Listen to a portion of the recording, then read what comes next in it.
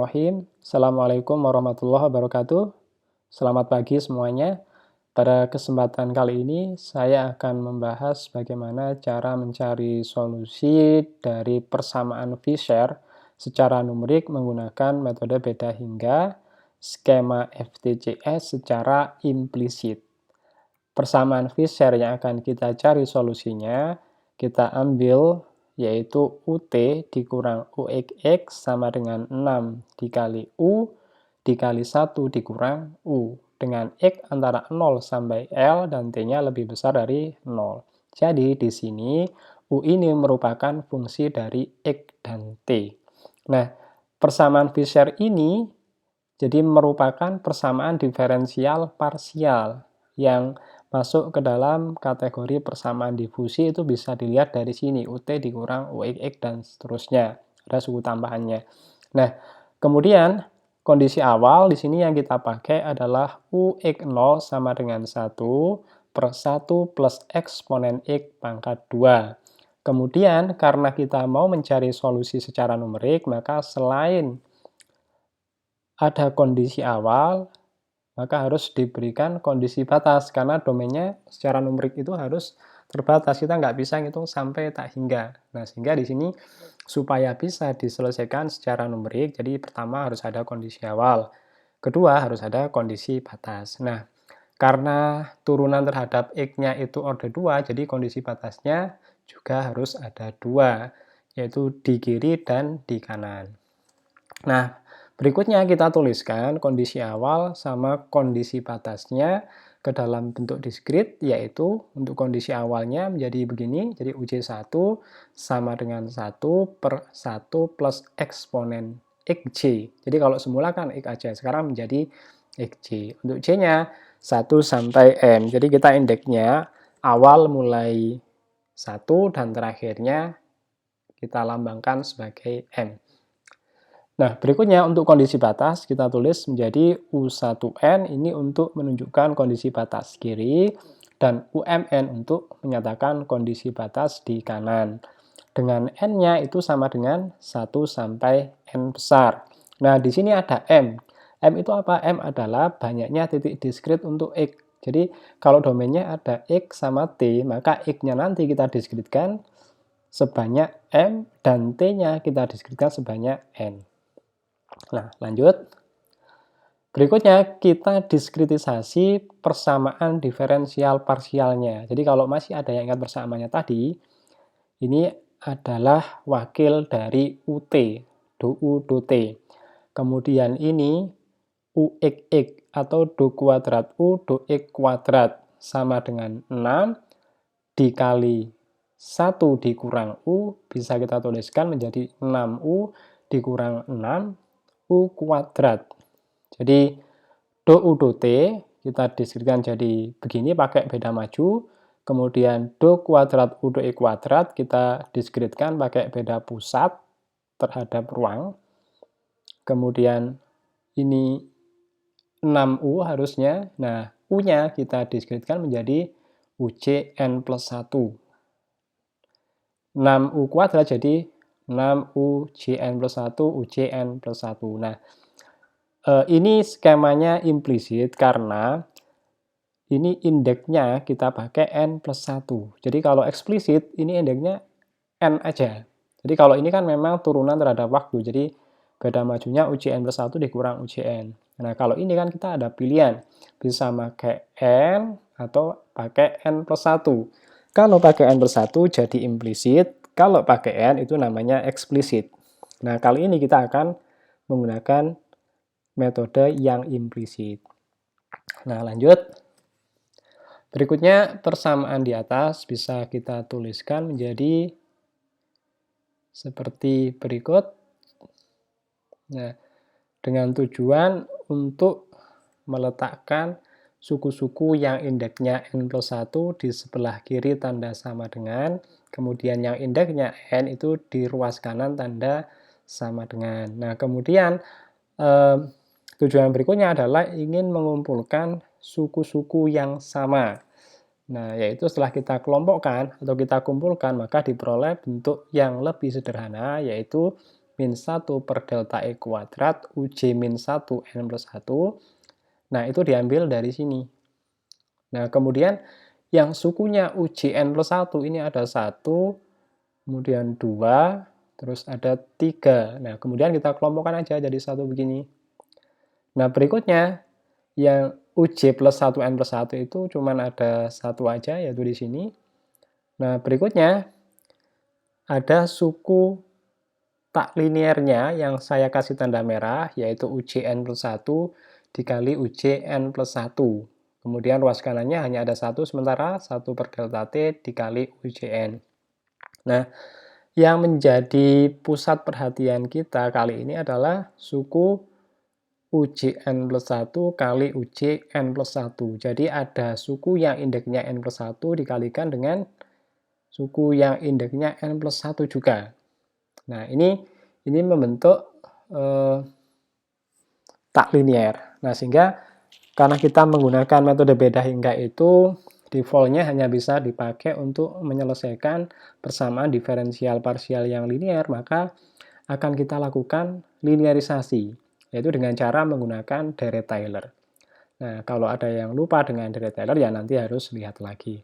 Di sini akan langsung saya gunakan Dirac-Taylor untuk mengubah ini menjadi bentuk yang linear. Nah, lanjut. Nah, pertama, supaya mudah untuk memahami bagaimana ureannya, jadi suku UJN plus 1 kali UJN plus 1 ini pertama kita tuliskan kembali ke dalam bentuk yang seperti ini. Jadi ini kan sebenarnya ini bentuk singkat dari itu, jadi UXJ Tn plus delta T itu sama dengan UJN plus 1. Nah, ini dengan itu berarti kan sama ya. Nah, selanjutnya supaya nulisnya nggak terlalu panjang, jadi sementara J-nya kita hilangkan, N-nya kita hilangkan, nah sehingga UXJ Tn plus delta T ini menjadi gini aja, UX T plus delta T. Jadi harusnya tetap ada, tetapi kalau saya masukkan itu menjadi sangat panjang, kemudian slide-nya tidak cukup. Nah, sehingga akhirnya saya ambil langkah untuk meniadakan indeks J sama N sementara. Yang penting nanti bisa dipahami. Nah, UX T plus delta T kali UX T plus delta T ini akan kita deretkan pakai Taylor di sekitar UXT, UXT. Nah, kalau kita ingat Dirac-Taylor, maka linearisasi itu sama dengan menggunakan Dirac-Taylor sampai orde pertama, sampai turunan pertama. Nah, karena di sini yang berubah ada delta T, kemudian di sini nggak ada delta T-nya, berarti nah yang berubah ini terhadap T. Nah, sehingga turunannya juga terhadap T. Jadi kalau kita ingat dari Taylor, Fx sama dengan Fa plus F aksen A dikali X dikurang A.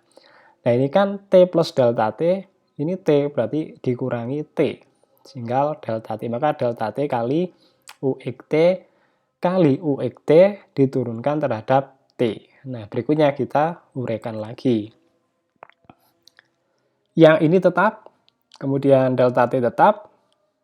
Nah, UXT kali UXT turunkan terhadap T itu sama dengan UXT turunkan terhadap T kali UXT ditambah UXT dikali UXT turunan terhadap T. Nah, ini kan sama sebenarnya, karena perkalian kan bersifat komutatif, sehingga bisa kita tulis kembali menjadi begitu. Jadi, yang ini tidak berubah, delta T-nya juga sama. Nah, ini menjadi 2 kali UXT kali UXT diturunkan terhadap T. Nah, berikutnya UXT, jadi kita hampiri pakai beda maju lagi, yaitu menjadi begini. UXT plus delta T dikurangi UXT dibagi delta T. Nah, duanya kita keluarkan. Nah, dari sini kan ada delta T dibagi dengan delta T. Nah, sehingga kan bisa kita coret nantinya. Nah, sehingga berikutnya tinggal UXT kuadrat plus 2 UXT T kali UX T plus delta T, itu ini kali itu, dikurangi 2 UX T UX T. Yang kemudian, karena ini dikurangi 2 itu, sehingga hasil akhirnya adalah 2 UX T kali UX T plus delta T dikurang UX T kali UX T. Nah, kalau kita kembalikan penulisannya ke dalam bentuk yang semula, yaitu yang ini, maka ini jadi UX T plus delta T, UX T plus delta itu kan sama dengan UJN plus 1 kali UJN plus 1 sama dengan 2 UJN kali UJN plus 1 dikurangi UJN kali UJN. Nah, kita sudah melakukan linearisasi. Nah, ini menjadi bentuk linear karena, jadi kalau ini kan UJN plus 1 tidak diketahui nilainya, UJN plus 1 juga tidak diketahui nilainya, ini menjadi 2 kali UJN kali UJN plus 1 nggak diketahui, ini dianggap suku sebelumnya, jadi diketahui, yang ini diketahui semuanya. Nah, sehingga menjadi linear. Tidak ada perkalian suku yang indeksnya sama N plus 1-nya. Nah, langkah berikutnya, persamaan ini atau kita namakan persamaan 2, kita substitusikan ke dalam persamaan hasil diskritisasi, yaitu 6 kali, nah ini hasil linearisasi barusan. Ini dari persamaan sebelumnya. Oke, silakan diamati sebentar.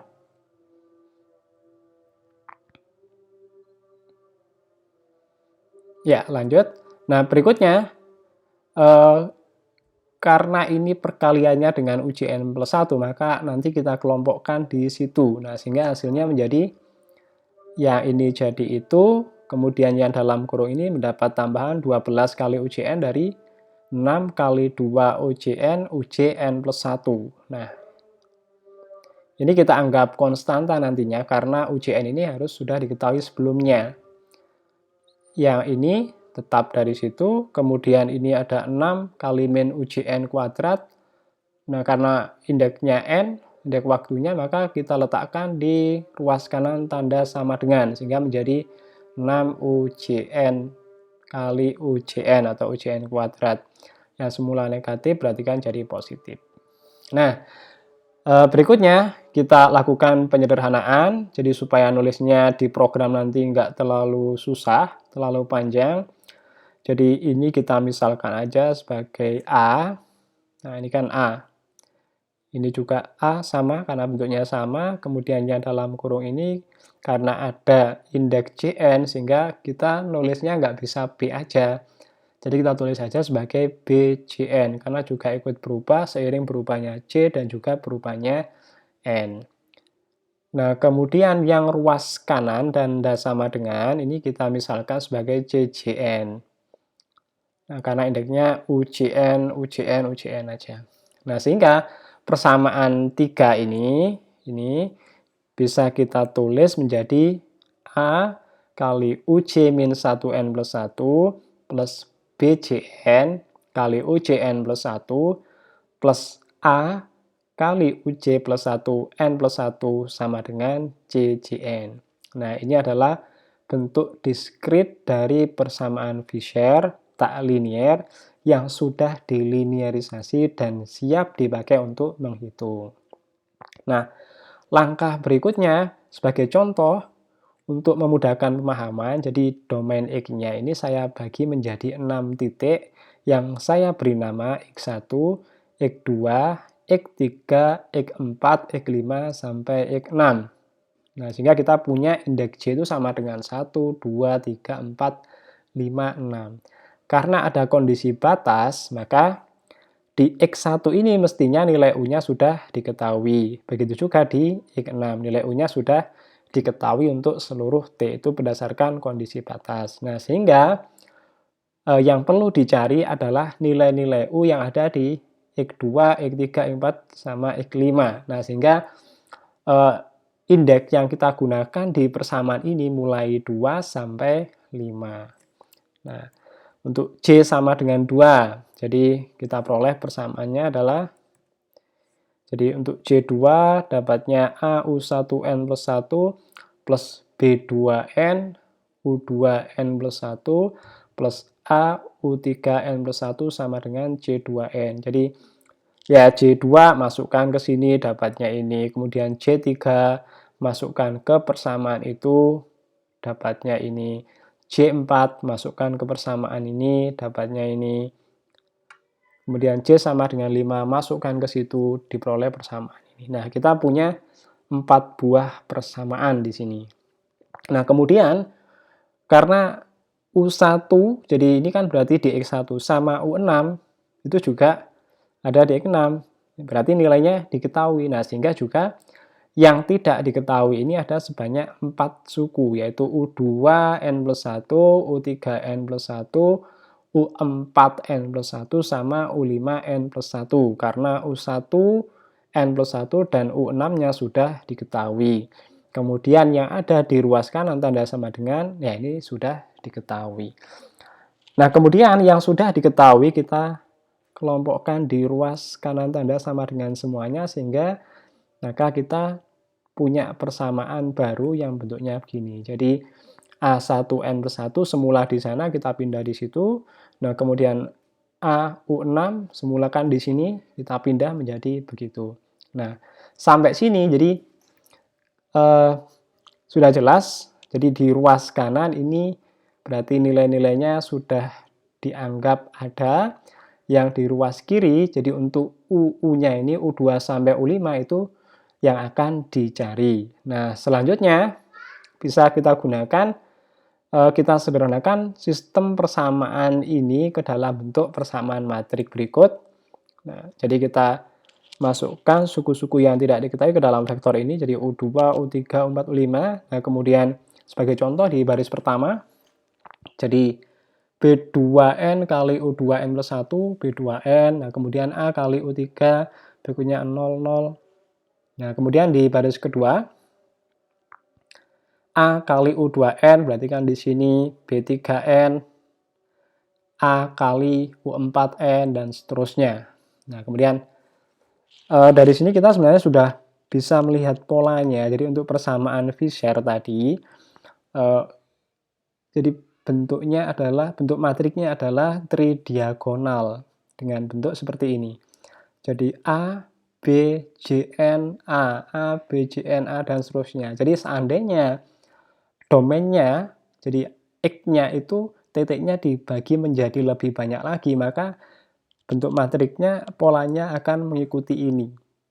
Nah, kemudian yang di sana, jadi yang di tengah sama begini, tinggal yang baris pertama sama baris terakhir itu yang sedikit berbeda. Nah, selanjutnya untuk N-nya. Nah, untuk N sama dengan 1. Jadi N-nya kan ini mewakili T ya. Jadi T 1, 2, 3, dan seterusnya. Nah, ini untuk N sama dengan 1. Jadi kan menjadi begini. Ya, semula N plus 1 berarti menjadi 2, 2, 2, 2 untuk N-nya. Yang di sini kan 1, 1, 1, 1, 2, 2. Nah, ini kan kondisi batas, jadi diketahui. C21, C31, C41, C51 ini dari kondisi awal. Jadi ini diketahui, yang ini juga bisa diketahui, dihitung nilainya dari ABC tadi, kemudian ini yang dicari. Nah, kalau sudah begini, maka ini karena matriknya square, kemudian juga ini ada nilainya, mestinya solusinya ini bisa dicari. Nah, entah nanti solusinya konvergen atau tidak, itu urusan yang berikutnya. Nah, kalau sudah begini gimana? Ya, saatnya kita praktekkan di dalam program. Nah, ini contohnya. Jadi kalau seandainya itu tadi kita jalankan, jadi kan domainnya ini kalau X-nya dibagi menjadi 6, kalau tadi kan LL ya. Sekarang kita coba aja L-nya itu 1, jadi T-nya 1, jadi T kan lebih besar 0, jadi terakhirnya kita pilih 1. Kemudian dt-nya 0,1 dan dx-nya 0,2. Nah, coba kita jalankan. Nah, jadi ini saya juga sudah menuliskan solusi analitiknya yang saya masukkan ke dalam fungsi MySol. Nah, kemudian gambar pertama ini, nah kita cek. Ini U kecil. Jadi U kecil ini hasil perhitungan numerik. Nah, kemudian U besar ini hasil dari solusi analitik. Nah, kalau secara penglihatan mungkin kelihatan sama. Jadi kalau kita hitung errornya ya sebenarnya masih ada. Nah, ini masih terlihat. Nah, tapi melihat ini artinya ada indikasi bahwa diskritisasi yang kita lakukan udah benar karena solusinya sudah mendekati ke bentuk solusi eksaknya. Nah, coba kalau kita perpanjang, pertama coba kita perpanjang T-nya. Dari T-nya yang semula 1 kita ubah menjadi 2. Ya, ada sedikit perubahan. Kemudian errornya belum begitu kelihatan tingginya berapa. Coba L-nya, sekarang kita perpanjang. Jadi L-nya semula 1 kita ubah aja jadi 5. Terus T-nya 2, DT-nya tetap 0,1, D-nya tetap 0,2. Nah, ini sudah mulai terlihat. Jadi errornya sudah semakin besar di sekitar ini. Jadi errornya itu ada di sekitar sini. Kalau di sana itu ya karena mendekati posisi yang horizontal, akhirnya errornya jadi semakin kecil. Nah, eh, kita coba lagi. Jadi T-nya kita perpanjang lagi. Jadi T-nya misalkan sebagai kita ambil aja 5 gitu ya. Nah, segini. Nah, kemudian kalau sekarang T-nya yang kita perkecil, delta T-nya. Apakah akan semakin kecil errornya? Jadi errornya semakin kecil tuh kalau ini semakin landai, semakin turun. Nah, ternyata semakin turun. Nah, ini gambarnya menjadi hitam itu karena, jadi ini kan digambar berdasarkan titik-titik. Jadi kalau titiknya terlalu banyak, ya garisnya terlalu padat. Kalau tidak pengen hitam, kita bisa menambahkan perintah shading. Jadi gini, shading enter. Ini. Nah, sehingga gambarnya tidak hitam lagi.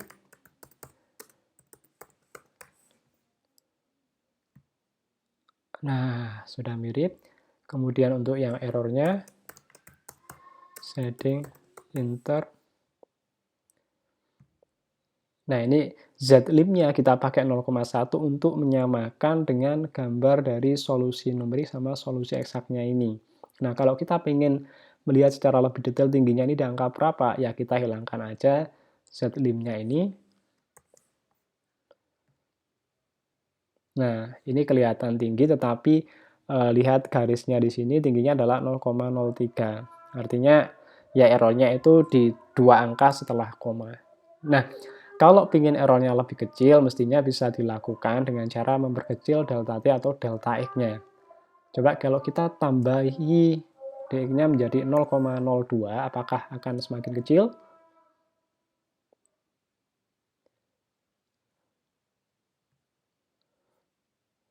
Kok nggak ada perubahan? Jadi tetap 0,03.